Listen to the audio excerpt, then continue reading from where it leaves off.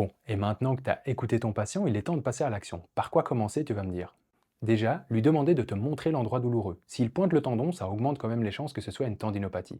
Puis après, tu peux faire une palpation de la zone, mais c'est peu utile étant donné que c'est souvent douloureux en soi, donc ça donne que peu d'indications généralement, en tout cas pris isolément. Pour les tendons où c'est possible, comme le tendon d'Achille ou le tendon patellaire par exemple, tu peux venir pincer le tendon en position étirée, puis le refaire en position raccourcie, donc quand il est relâché.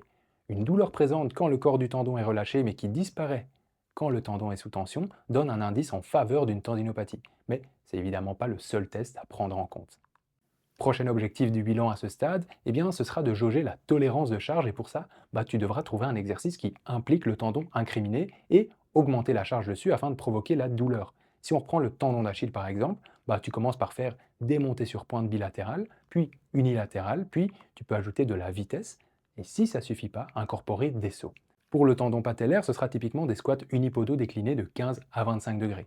Pour les tendons glutéaux, une abduction de hanche contrariée sera utile, tandis que pour les tendons de la coiffe, ce sera par exemple une abduction contrariée de l'épaule. Bref, à chaque type de tendinopathie, tu peux retrouver généralement un test type qui pourra te servir de marqueur, mais au final, le meilleur marqueur, c'est de demander à ton patient qu'est-ce qui vous fait mal. Le but est double. Non seulement ça te permettra de classifier ton patient selon sa tolérance de charge, mais aussi obtenir un marqueur, un repère qui te servira à monitorer la rééducation. Du coup, tu peux déterminer trois catégories de tolérance à la charge.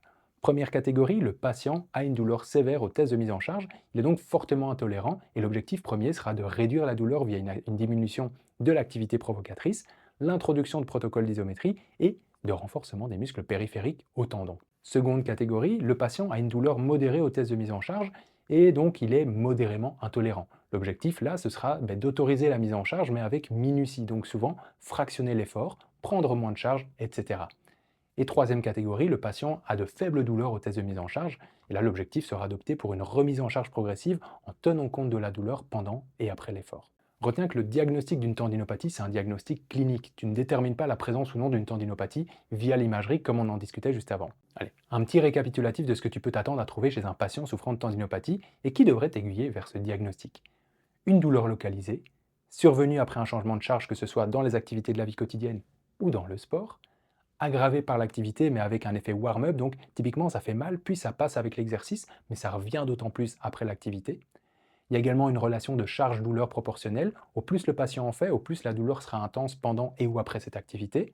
L'apparition de cette douleur, elle est souvent progressive. Donc, ça commence par une douleur qui est là de temps en temps pendant l'activité, et puis elle finit par être tout le temps là à l'activité, et puis dans les cas très irritables, elle peut même être là parfois au repos, ou juste après l'activité, elle perdure pendant quelques heures.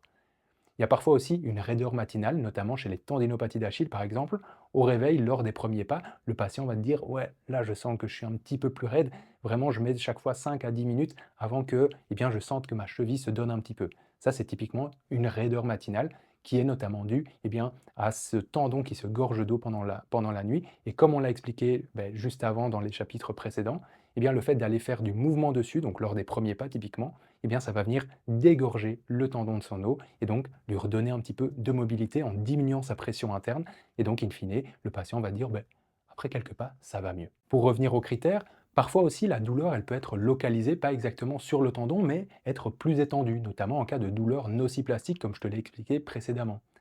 Aussi, j'aimerais te parler d'un article intéressant de Cybernagel et son équipe qui est sorti récemment et qui s'est intéressé à la sous-classification de patients souffrant de tendinopathie. Alors on a vu qu'on pouvait les catégoriser selon leur tolérance de charge, mais eux, donc Cybernagel et ses collègues, ils se sont essayés à déterminer plusieurs sous-groupes de patients selon la fonction exprimée, donc la hauteur de saut, le drop jump, le nombre de montées sur pointe, mais également les facteurs psychosociaux, de même que la structure, donc l'épaisseur tendineuse, la viscosité ou encore le diamètre du tendon. Bon, ici, les auteurs se sont concentrés sur un type de tendinopathie, la plus étudiée, donc la tendinopathie d'Achille.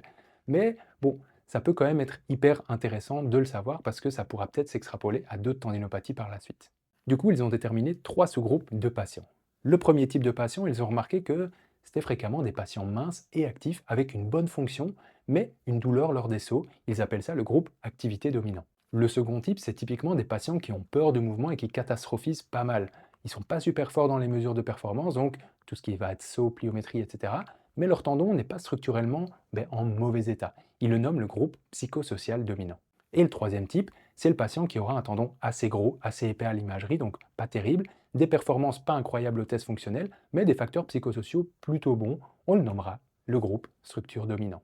Alors on n'en est qu'aux prémices, mais l'idée future serait de pouvoir, à l'aide de ce type de sous-groupe, classifier les patients et leur proposer une prise en charge adaptée le plus rapidement et le plus efficacement possible.